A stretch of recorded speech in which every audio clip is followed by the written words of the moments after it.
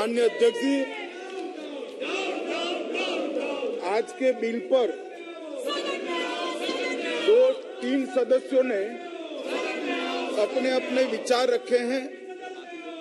मैं मेरे मंत्रालय की ओर से इन सभी का धन्यवाद करना चाहता हूं।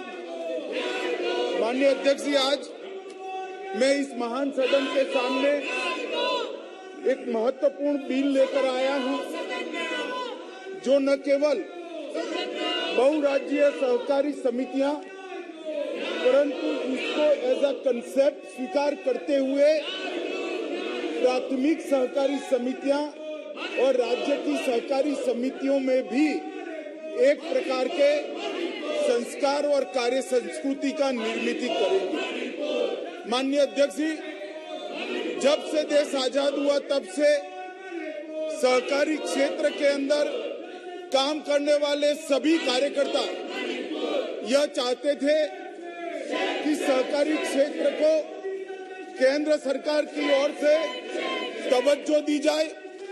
सहकारी क्षेत्र को तवज्जो देने के लिए भारत सरकार में सहकारिता मंत्रालय अलग बनाया जाए। मैं आज देश भर की 8 लाख सहकारी समितियां, करोड़ों किसान और 60 करोड़ ग्रामीण गरीबों की ओर से प्रधानमंत्री जी का धन्यवाद करना चाहता हूं कि इन्होंने सहकारी मंत्रालय की स्थापना की। माननीय अध्यक्ष जी, सहकारिता क्षेत्र हमारे देश में लगभग 115 साल पुराना और सहकारिता क्षेत्र ने कई ऐसे महत्वपूर्ण उपक्रम देश को नजीर किए हैं जो आज लाखों लोगों को रोजगारी दे रहे हैं। मैं कुछ उदाहरण जरूर देना चाहूंगा। अमूल हमारा गुजरात का एक सहकारी उपक्रम जो दूध उत्पादकों का राज्य स्तर का फेडरेशन है, उसमें आज 36 लाख बहनें हर रोज दूध देकर 58,000 करोड़ रुपए का व्यापार करती है। और मैं इस बात पर भी सदन का ध्यान आकर्षित करना चाहता हूं कि 58,000 करोड़ का व्यापार वाला जो ये उपक्रम है, वो उपक्रम में किसी ने 100 रुपये से ज्यादा पूंजी नहीं लगाई है। सिर्फ 100 रुपयों की पूंजी से 58,000 करोड़ रुपए का उपक्रम बना है। इसी तरह से क्रिप्को पहले लिज्जत था। इस प्रकार कई बड़े उपक्रम देश में सहकारिता माध्यम से चले, परंतु विगत 75 साल में न सहकारिता आंदोलन पर कोई ध्यान दिया गया, न उसके कानूनों में पुनर्रचना का सार्वजनिक रूप से चर्चा हुआ, न देश की संसद में राष्ट्रीय स्तर पर और राज्य स्तर पर सहकारिता आंदोलन को बदलने के लिए मंथन किया गया। मोदी जी ने सहकारिता मंत्रालय नया बनाने के बाद मैं विश्वास से कह सकता हूं कि आने वाले 25 साल में, मतलब जब देश आजादी की शताब्दी मना रहा होगा, तब सहकारिता आंदोलन फिर से पुरजोश तरीके से देश के विकास में अपना योगदान देगा। माननीय अध्यक्ष, ये 2 साल में सहकारिता आंदोलन में आमूलचूल परिवर्तन करने का काम प्रधानमंत्री नरेंद्र मोदी जी के नेतृत्व में हुआ है। सबसे पहला काम पैक्स, जो पैक्स सहकारिता आंदोलन की आत्मा होती है, वो पैक्स को पुनर्जीवित करना, वो पैक्स को वायबल करना, पैक्स के अंदर पारदर्शिता लाना और पैक्स को बहुआयामी मल्टी डायमेंशनल बनाने के लिए ढेर सारे प्रयास किए हैं। अगर पैक्स में पारदर्शिता लानी है, पैक्स को आधुनिक बनाना है, तो उसकी सबसे पहली जरूरियात थी कि पैक्स का कंप्यूटराइजेशन किया जाए। माननीय अध्यक्ष जी, ये मंत्रालय बनने के बाद पहली कैबिनेट नोट मोदी जी ने हमारे मंत्रिमंडल में अप्रूव की 63,000 पैक्स को 2500 करोड़ रुपया देकर संपूर्ण भारत के पैक्स का कंप्यूटराइजेशन करने का काम किया है। और मैं ये कहना चाहता हूं माननीय अध्यक्ष जी, पैक्स के कंप्यूटराइजेशन से पैक्स डिस्ट्रिक्ट कोऑपरेटिव बैंक के साथ जुड़ेंगे, स्टेट कोऑपरेटिव बैंक के साथ जुड़ेंगे और साथ में नाबार्ड के साथ भी सीधा उनका जुड़ाव हो जाएगा। ऑडिट की प्रक्रिया संपूर्ण रूप से ऑनलाइन होगी और सिस्टम इंटीग्रेटर फाइनल होने के बाद पैक्स कई प्रकार के नए व्यवसायों में जुड़ेंगे, जिससे इसकी वायबिलिटी में बहुत बड़ा फायदा होना चाहिए। माननीय अध्यक्ष जी, हमने दूसरा काम किया, पैक्स के लिए एक मॉडल बायलॉज बनाकर सभी राज्यों को भेजा गया। जैसे पैक्स राज्य सरकार के सहकारिता कानून में आते हैं, परंतु सहकारिता मंत्रालय ने एक मॉडल कानून बनाया और सभी राज्यों को एडवाइजरी के रूप में भेजा। मुझे आनंद है कि बंगाल और केरल छोड़कर सभी राज्यों ने इसको स्वीकार कर लिया और आज देश भर के पैक्स एक ही कानून से मान्यवर चल रहे हैं। पैक्स अब डेयरी भी बन पाएंगे, पैक्स अब मछुआरा समिति भी बन पाएंगे और पैक्स ढेर सारे काम करेंगे। माननीय अध्यक्ष जी, हमने अब एफपीओ जो पहले private limited company, partnership company और प्रोप्राइटरशिप तक सीमित था, अब पैक्स एफपीओ का भी काम करेगा और 1100 पैक्स एफपीओ के नाम से रजिस्टर हो चुके हैं। माननीय अध्यक्ष जी, मोदी जी ने एक प्रकार से 13 करोड़ गरीबों को गैस का सिलेंडर दिया है। ढेर सारे सिलेंडर देने के कारण बहुत सारी वितरण करने वाली संस्थाओं की जरूरत खड़ी हुई है। अब पैक्स नए बायलॉज के हिसाब से एलपीजी का वितरण का काम भी पैक्स कर पाएंगे। माननीय अध्यक्ष जी, मोदी जी देश के 60 करोड़ गरीबों को प्रति माह प्रति व्यक्ति 5 किलो अनाज फ्री ऑफ कॉस्ट दे रहे हैं। इस रिटेल आउटलेट पर भी अब पैक्स का अधिकार होगा और पैक्स रिटेल आउटलेट।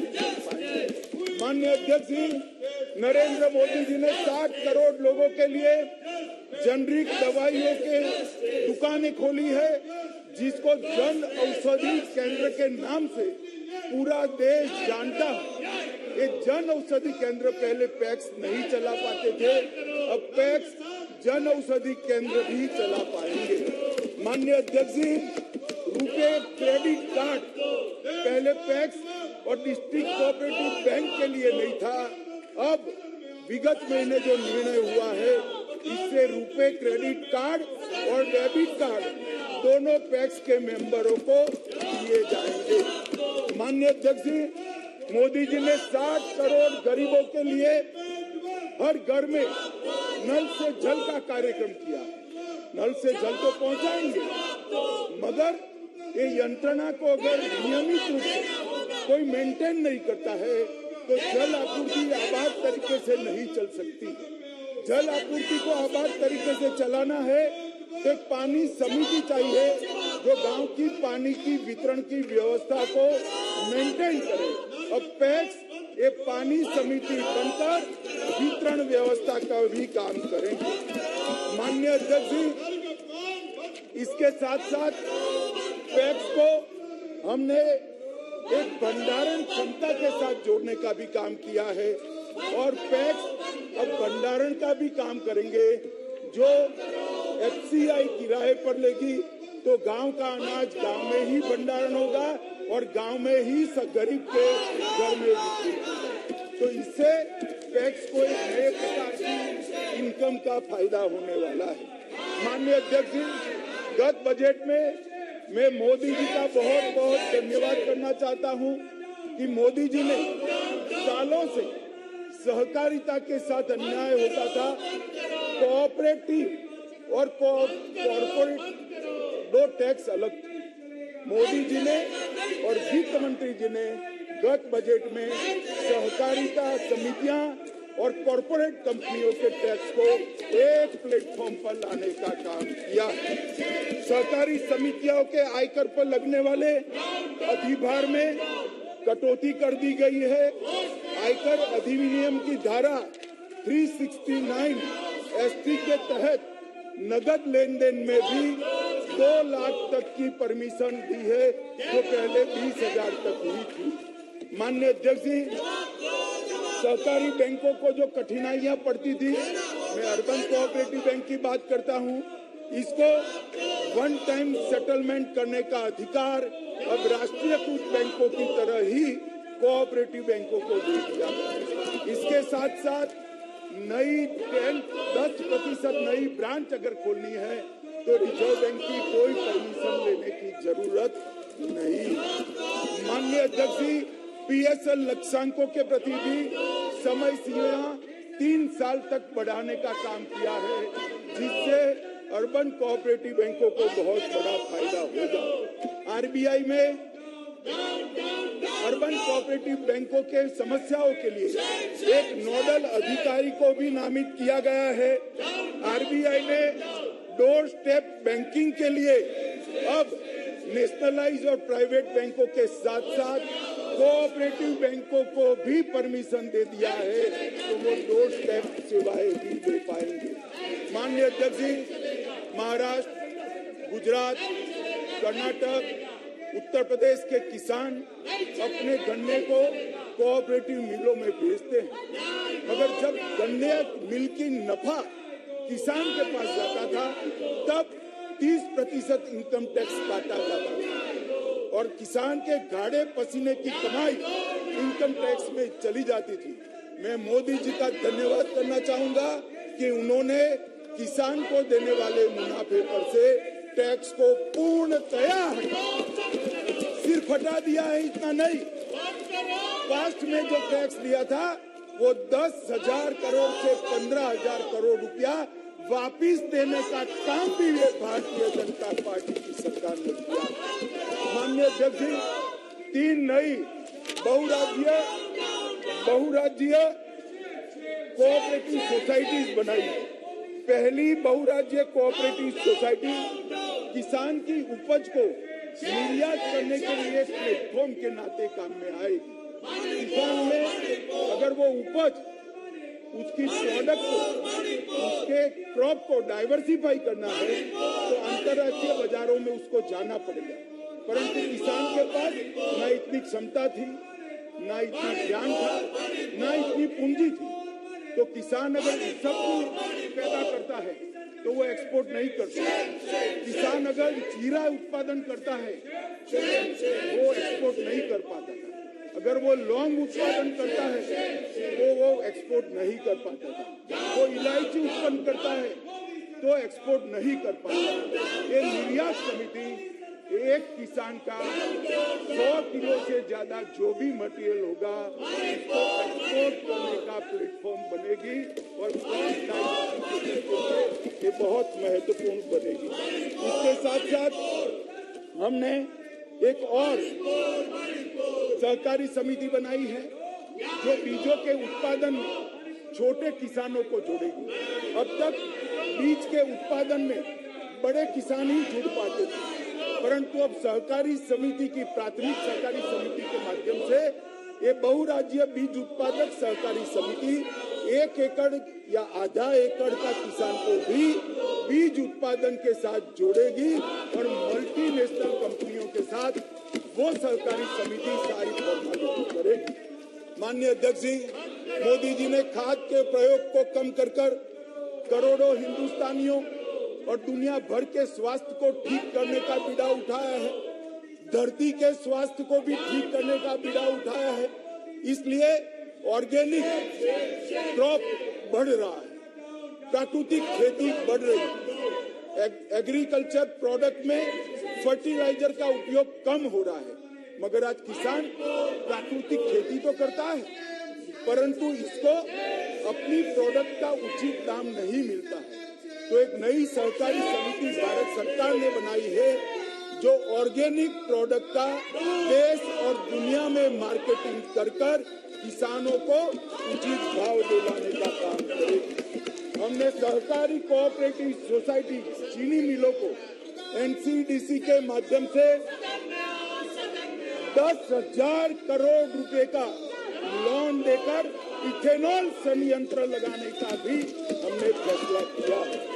माननीय अध्यक्ष जी, सहकारी शिक्षण के लिए आने वाले दिनों में भारत सरकार एक कोऑपरेटिव यूनिवर्सिटी का बिल लाकर राष्ट्रीय स्तर पर नई सहकारिता प्रशिक्षण का विश्वविद्यालय स्थापित करने जा रही है, जिससे ये सारी गतिविधियों में आगे बढ़ेगा। माननीय अध्यक्ष जी, हमारे देश में सहकारिता का कोई डेटाबेस नहीं था। हमने तय किया कि 8 लाख समितियां और इसके साथ साथ ड्राई एरिया को आइडेंटिफाई करने के लिए कहां पर सहकारी समिति नहीं है, इसको इंगित करने के लिए हम राष्ट्रीय स्तर पर सहकारी डेटाबेस बनाएंगे। ये राष्ट्रीय सहकारी डेटाबेस बनाने का काम शुरू हो गया है।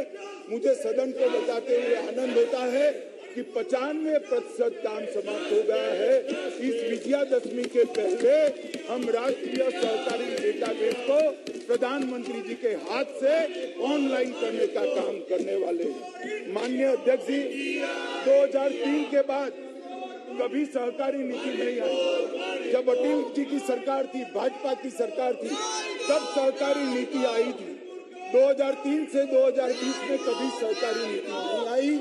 हम विजयादशमी के पहले ज्यादा से ज्यादा दीपावली के पहले नई राष्ट्रीय सहकारी नीति भी लेकर आएंगे, जो आने वाले 25 साल का सहकारिता का मानचित्र समग्र देश और दुनिया के सामने रखेगा। माननीय अध्यक्ष जी, हमने केंद्रीय पंजीयन कार्यालय को कंप्यूटराइज करने का काम किया है और आज इस सबकी आगे की कड़ी में मैं आज का एक विधेयक लेकर आया हूँ। वो विधेयक पर मैं आप बात करूंगा। माननीय अध्यक्ष जी,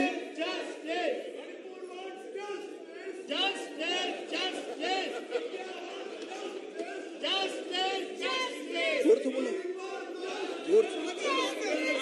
माननीय अध्यक्ष जी, मैं आपके माध्यम से समग्र देश को कहना चाहता हूँ कि मोदी जी ने इस देश के 60 करोड़ गरीबों को इस 9 साल में गरीबी से मुक्त करने का बहुत बड़ा यज्ञ शुरू किया है। ये कांग्रेस पार्टी का नारा था, गरीबी हटाओ।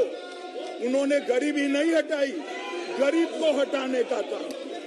गरीबी हटाने का काम इस देश के प्रधानमंत्री नरेंद्र मोदी जी। नरेंद्र मोदी जी ने इस देश के गरीब को बैंक अकाउंट देकर अर्थतंत्र के साथ जोड़ा। नरेंद्र मोदी जी ने हर गरीब को गैस देकर महिलाओं को धुएं से बचाया। मोदी जी ने हर गरीब को शौचालय देकर महिलाओं का सम्मान किया। मोदी जी ने हर गरीब के घर में बिजली पहुंचाकर उसको उजाला देने का काम किया। मोदी जी ने हर गरीब को 5 लाख तक की स्वास्थ्य की सुविधाएं फ्री ऑफ कॉस्ट कर दी। मोदी जी ने हर गरीब को प्रति माह 5 किलो प्रति व्यक्ति अनाज फ्री ऑफ कॉस्ट देकर उसको कल क्या खाना है इसकी चिंता से मुक्त कर दिया। मोदी जी ने वजीफा बढ़ाकर बच्चों को शिक्षा की व्यवस्था की और गांव के अंदर सारी सुविधाएं करी। अब जरूरत है उसको रोजगारी देनी। माननीय अध्यक्ष जी, जिसके पास पूंजी नहीं है उसको रोजगारी कैसे मिलेगी? उसको रोजगारी मिलने का एकमात्र जरिया है किसानी और कोऑपरेटिव मूवमेंट। और किसानी और कोऑपरेटिव मूवमेंट को ज्यादा स्ट्रेंथी करने के लिए नरेंद्र मोदी जी ने ये सहकारिता आंदोलन की मजबूती के लिए सहकारिता मंत्रालय बना है। माननीय अध्यक्ष जी, आज मैं जो बिल लेकर इस सदन के सामने उपस्थित हुआ हूँ, इस बिल के बारे में अब मैं बात करना शुरू करूंगा। माननीय अध्यक्ष जी, हमारे राज्य में, देश में एक बहुराज्यीय सहकारी कोऑपरेटिव सोसाइटी एक केंद्र का विषय है। माननीय अध्यक्ष जी, हमारे देश में एक बहुराज्यीय सहकारी समिति केंद्र का विषय है। माननीय अध्यक्ष जी, सालों से 97वां संविधान संशोधन अटल जी कर गए थे, मगर किसी ने 97वें संशोधन को लागू नहीं किया। नरेंद्र मोदी जी ये मल्टी स्टेट कोऑपरेटिव सोसाइटी में पारदर्शिता, जवाबदेही और उसका मुनाफा बढ़े, इसलिए ये बिल को पारित किया है कैबिनेट में, जो आज मैं इस सदन के सामने लेकर आया। माननीय अध्यक्ष जी, जो सहकारी मल्टी स्टेट कोऑपरेटिव सोसाइटी विधेयक लेकर मैं आया हूं, इसकी धारा 45A से L वो निर्वाचन सुधारों के लिए। माननीय अध्यक्ष जी, हमारे यहाँ अक्सर फरियादें होती थी कि सहकारिता में राजनीति हस्तक्षेप होता, सरकार किसी भी दल की हो, मगर राजनीतिक हस्तक्षेप की फरियादें होती थी। अब हम एक 45 और 45A से L तक में एक प्रोविजन लेकर आए हैं, जो चुनाव आयोग बनाने का प्रोविजन है। निर्वाचन प्राधिकरण बनाएगा, वो स्वतंत्र रूप से चुनाव करेगा, तो इससे सरकारी दखल कम हो जाएगी। निर्वाचन प्राधिकरण के सभापति की जो शक्तियां हैं, वो लगभग चुनाव आयुक्त के समकक्ष कर दी गई है, इससे सरकार का दखल नहीं रहेगा। माननीय अध्यक्ष जी, हमने इसके साथ साथ तय किया है कि बोर्ड की 1/3 संख्या अगर खाली हो जाती है तो फिर से चुनाव करना चाहिए। माननीय अध्यक्ष जी, हमने इसके साथ साथ एक सुधार लेकर आए हैं कि बोर्ड की बैठकों में अनुशासन, सहकारी समितियों के कार्यलाप और धारा 50 अध्यक्ष, उपाध्यक्ष और बोर्ड के सदस्यों को 3 माह के अंदर एक बोर्ड मीटिंग बुलाने के लिए कंपल्सन करेगा। माननीय अध्यक्ष जी, उपसभापति या सभापति ये बोर्ड नहीं बुलाते हैं, तो हमने तय किया है कि सीईओ की जिम्मेदारी होगी कि बोर्ड बुला लें और मीटिंग में नियमित हो जाए। कई बार बहुमत खो देने की स्थिति में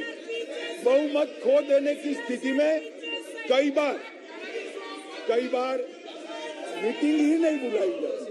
अब ऐसा नहीं कर पाएंगे और सीईओ द्वारा मीटिंग बुलाने के लिए अगर 3 मास में मीटिंग बुलाइए, फिर भी 50% सदस्य लीक कर देंगे तो कंपलसरी मीटिंग बुलानी पड़ेगी।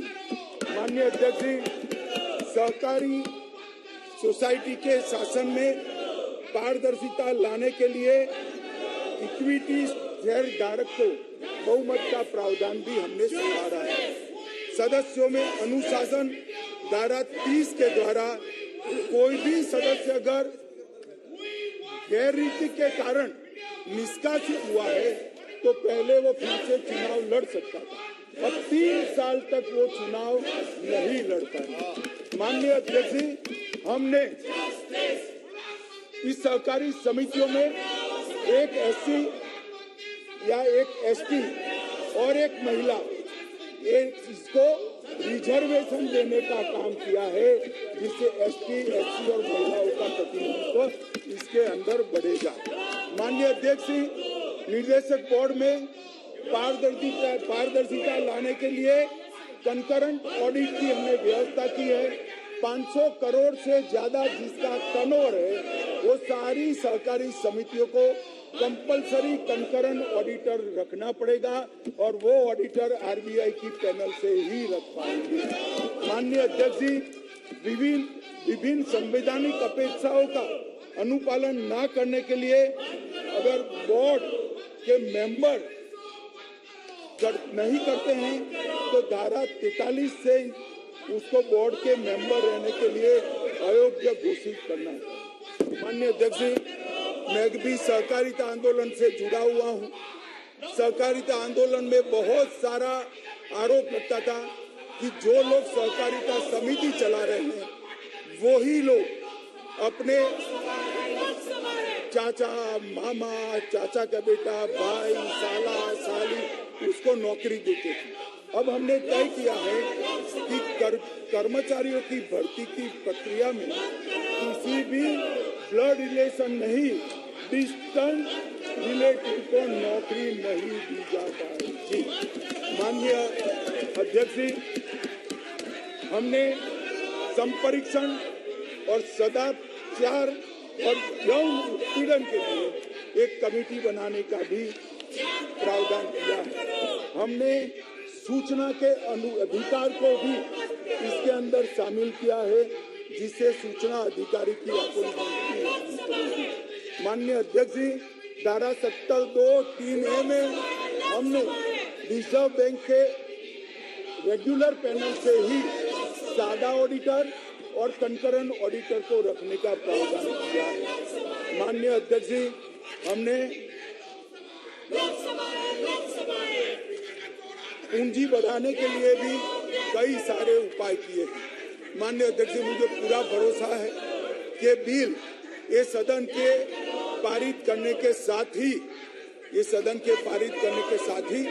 देश के सहकारिता आंदोलन में एक नए युग की शुरुआत होगी और बहुत बड़ा परिवर्तन आने वाले हैं। मैं समझ सकता हूं, अभी जो नारे लगा रहे हैं उनको ना सहकार में इंटरेस्ट है, ना सहकारिता में, ना दलितों में इंटरेस्ट है, ना महिलाओं के कल्याण में इंटरेस्ट है, तो उनके नारे लगाना बहुत स्वाभाविक है। मगर मैं फिर से कहना चाहता हूं, मैंने आज दोनों सदन के विपक्ष के नेता को पत्र लिखा है कि कितनी भी लंबी चर्चा के लिए मैं तैयार हूं। सरकार को कोई डर नहीं है, चर्चा जिसको करनी है मणिपुर पर वो चर्चा करने है, हमें कुछ छुपाना नहीं है।